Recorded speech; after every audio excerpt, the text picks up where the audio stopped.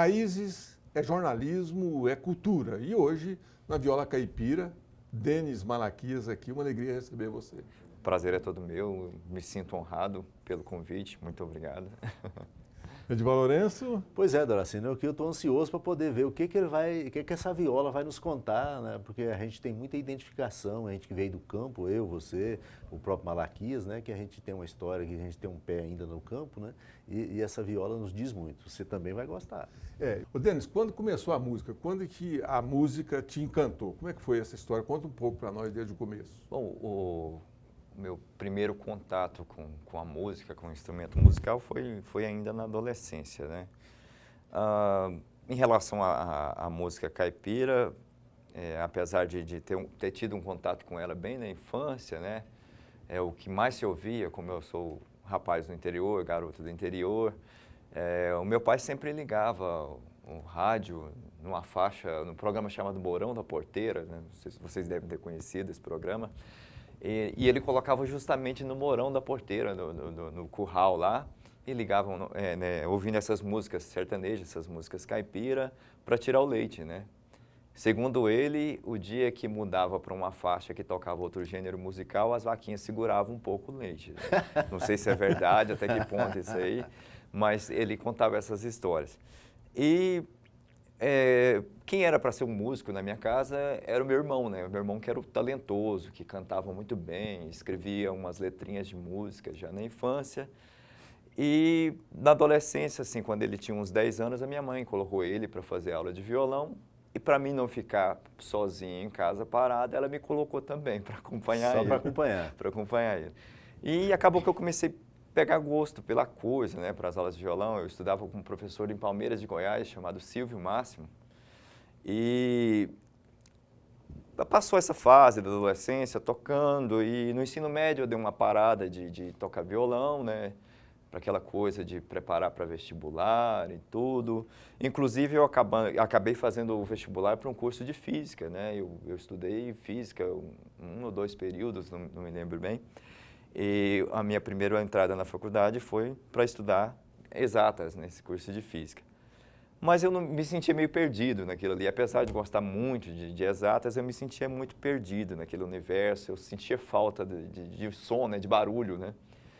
Aí eu resolvi parar aquilo e investir nos estudos de música, me preparar melhor e decidi ter música como carreira na minha vida. Foi quando, nesse mesmo período, a gente mudou para Goiânia também, a família toda veio para Goiânia. E eu comecei a estudar nos conservatórios de música, tive aulas com vários professores de violão. Na época, inclusive, estudava violão. Até então, sempre o violão. Estudei com o professor Sebastião Alves, professor Clévio, né, aqui do Brasileiro, professor Rodrigo Carvalho. E em 2006, que foi a minha entrada na universidade, eu comecei tendo aulas de violão com o professor Pedro Martelli na universidade. Eu sou da classe do professor Pedro. E estudei violão clássico todo o período da universidade, música erudita, tocando tudo. Mesmo assim, eu me sentia um pouco perdido, sabe? Dentro da música, parece que não falava muito de mim aquela música, apesar de eu achar maravilhoso aquela música, mas parece que não dizia muito do meu eu, né? E já na graduação, eu tive o prazer de ter de colega de turma um grande violeiro aqui do estado de Goiás, que é o violeiro Almir Pessoa. E ele sempre levava uma viola, né, para tocar nos corredores, ele sempre andava preparado, sempre armado, né? Sempre levava a viola e dava um ponteado nos corredores e eu ficava encantado com aquilo, né? Aquilo ali me lembrava lá do curral do meu pai, lá na Fazenda Camarão, lá em Palmeiras, né? E eu pus na cabeça que eu queria tocar aquele instrumento, eu queria experimentar aquilo ali, né? E eu comprei uma violinha, né, nesse período de graduação, uma violinha rosinha, inclusive, e arrumava uma desculpa, assim, pro Almir. Toda semana eu trazia essa viola. Almir, eu queria que você desse uma afinada nessa viola aqui, só para ele fazer um ponteado, para mim pegar os macetes, uma palhinha, né, daquilo ali.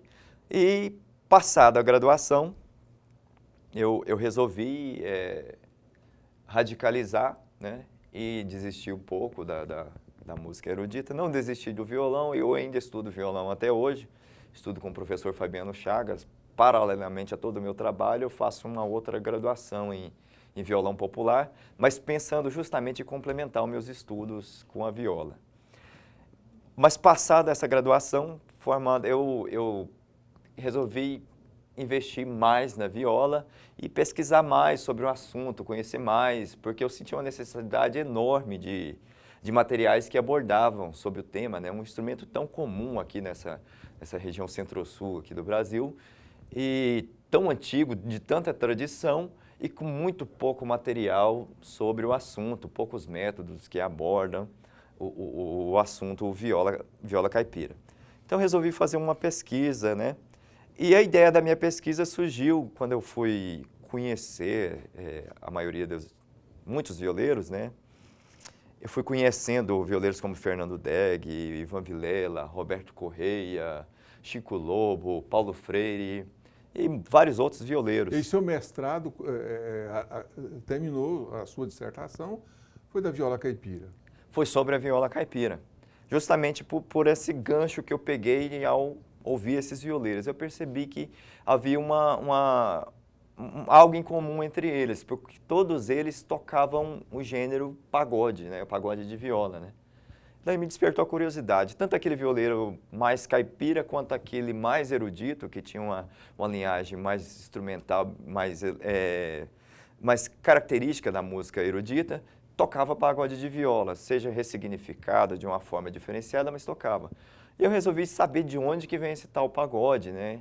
E fui pesquisar a fundo e daí surgiu a ideia da minha dissertação, que eu abordo sobre o pagode de viola de Tião Carreiro. Bom, você também é doutorando em geografia e também mais ligado à música, à viola caipira, não é? Mas antes de ouvir essa resposta sua, vamos ouvir você tocando a viola caipira, né?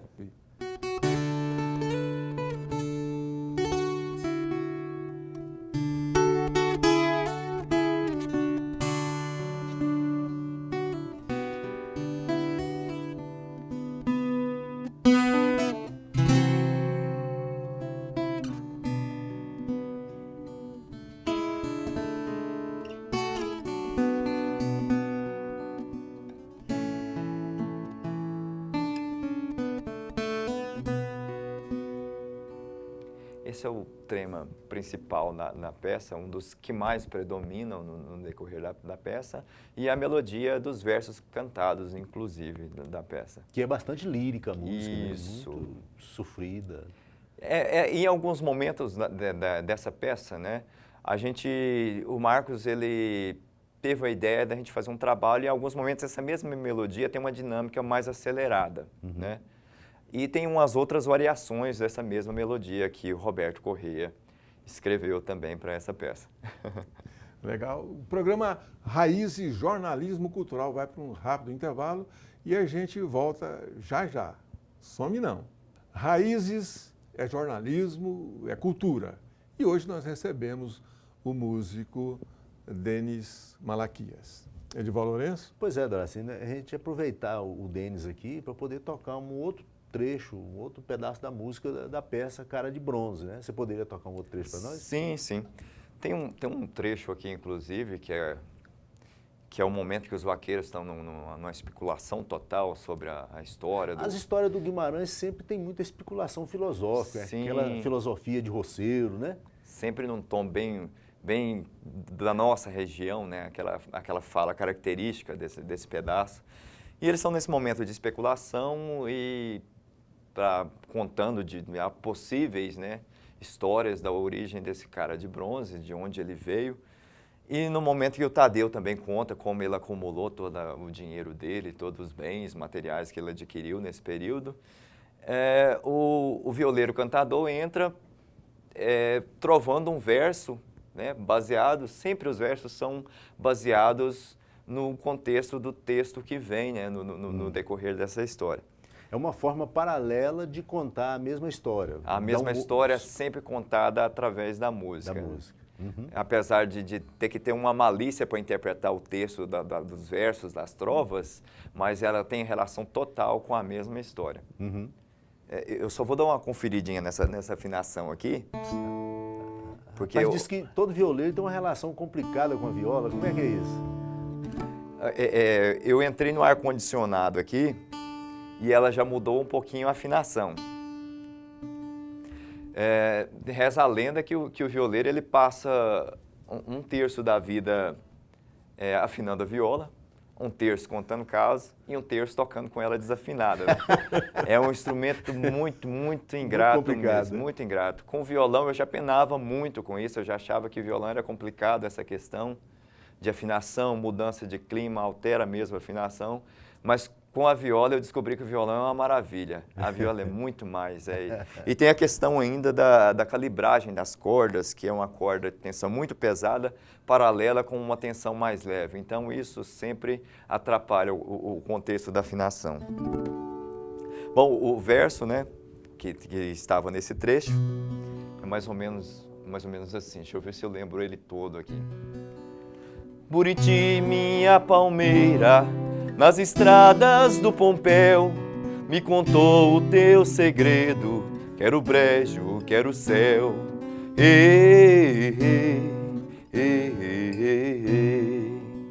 São sempre trovas curtas, né, intercalando, porque a peça, como diz o próprio Marcos Fayad, não é um musical, é uma peça de teatro, né?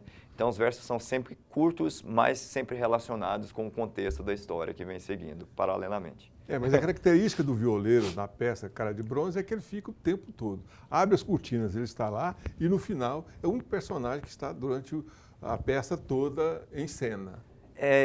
Realmente, ele abre a cortina, eu já estou lá parado e finaliza, eu estou parado. E para mim foi um desafio enorme, né? Foi um desafio muito grande porque é a minha primeira experiência com teatro, né? Toquei em teatro várias vezes, mas como músico, né? E nessa primeira experiência, Você interpreta um personagem, né? Na realidade. Sim, na verdade um personagem, porque apesar eu toco a música, mas eu tenho que encenar toda uma postura ali em cima desse violeiro cego. Tive um cuidado até no segurar a viola, eu tô com esse apoio aqui, que isso aqui não é muito caipira, você não vai ver isso aqui com violeiro caipira. Eu tive um cuidado até de manter uma postura de violeiro caipira lá em cima do palco. O Marcos também sempre olhando, você não pode sentar desse jeito, ou você não pode olhar desse jeito, porque, além de tudo, é um violeiro cego, né? Então, e você, como violeiro cego, você tem que estar olhando para o nada, né? Para o vazio. Você não pode olhar a corda para afinar na hora que ela dá problema, né? Aí, inclusive, foi muito engraçado que as pessoas, meus amigos que foram assistir as peças, perguntaram, você estava meio perdido naquela peça, né? Mas, na verdade, é porque eu tinha que ser aquilo ali mesmo, né? É um personagem. Um personagem.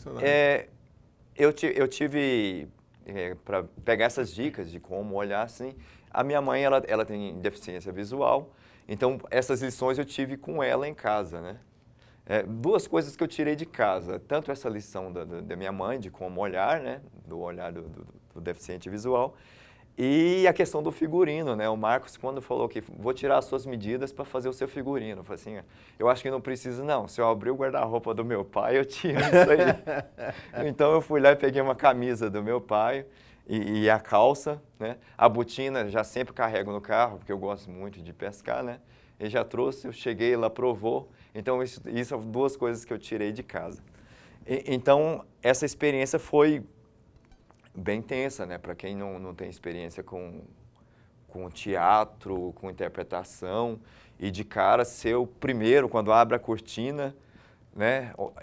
Ainda bem que eu estava de óculos escuros, pelo menos o olho eu podia mexer ali, né? Olhando para a plateia, né? Então foi uma experiência um pouco tensa, mas muito gratificante, muito recompensante. As pessoas vieram parabenizar no final da peça, pessoas emocionadas, né? Pessoas com os olhos marejando no final da peça. Então, eu acho que o resultado foi positivo. E você estreou numa peça dirigida pelo Marcos Fayad, que é tido aí do meio das artes cênicas como perfeccionista, né? Então, é uma experiência interessante, um aprendizado. O programa Raízes Jornalismo Cultural volta já já.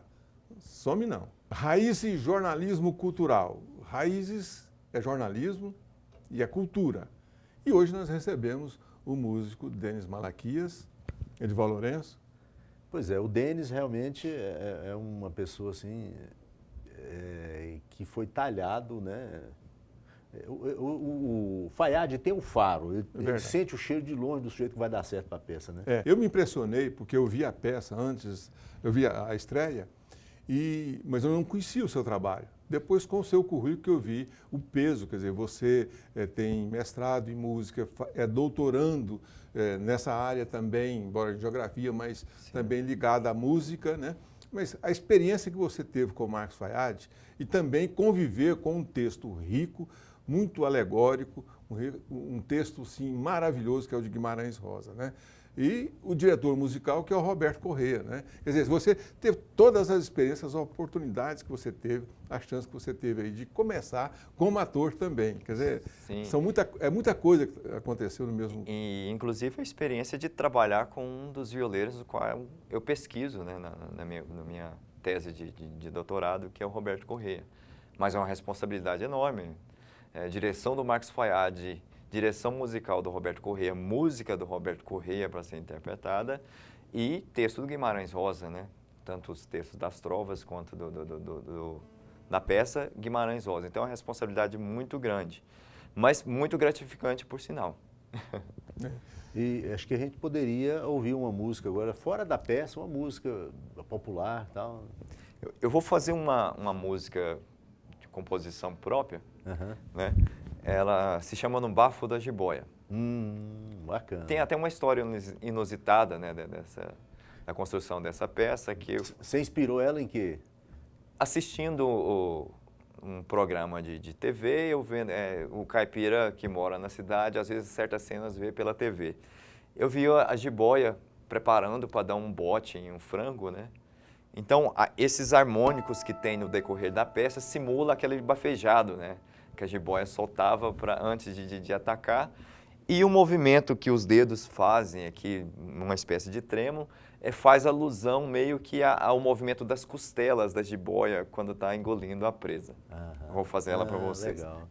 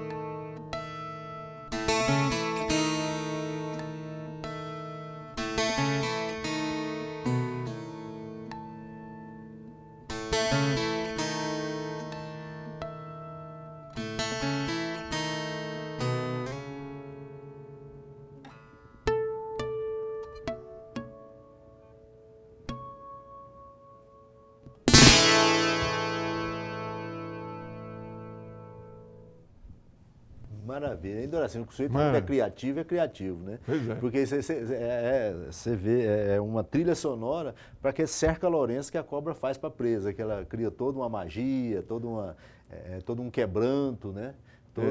Toda aquela hipnose que ela faz para cima da presa, e dizem que a presa fica tão encantada com aquilo que ela vem e se entrega, né?